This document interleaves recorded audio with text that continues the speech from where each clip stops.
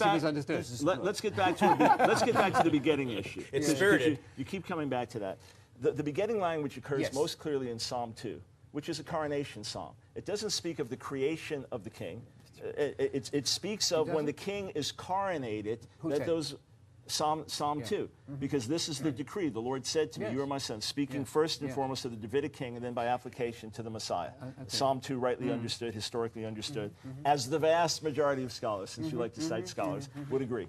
So, "Ani hayom yilidticha," this day I begotten you, does not speak of bringing him into existence, but of his taking on the role of son, just as in 2 Samuel, the 7th chapter, God says to the descendants of David, "I'll be a father to them, they'll be my sons." So at the time of coronation, they were recognized as that role of son of God. So as Jesus comes into the world, he is now designated son of God. At his resurrection, Romans 1, Acts 13, he is recognized as son of God. Okay, jump in here. And the son, the other thing, just to remind those tuning in and maybe that missed the other point, all the references we gave to the preexistence of the Son, they haven't been shot down, haven't been touched. The explicit references like Isaiah 6, like Genesis 18, like these other passages, the other verses that we quoted that speak of the preexistence of the Son, tell us now that he was not created when he entered Miriam's womb, but now he takes on the role of Son of God as he comes into the earth in that form, and that his resurrection declared the Son of God with power. When he entered Mary's womb, did you hear it?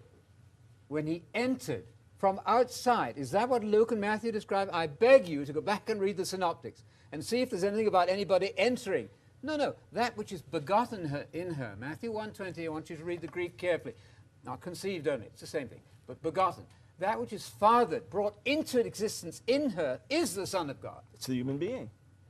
And It's the the Son Son was of God. eternally pre-existent. We've seen all the texts that That's say what it. you're adding to it. So I read, no, what I do is I don't start reading in Matthew. I start reading in the Tanah, the Hebrew Scriptures. By the time I get to Matthew, I already see the pre-existent Son. So, it's very clear. And John 1 makes it abundantly clear for anyone that might have missed it. Okay, here's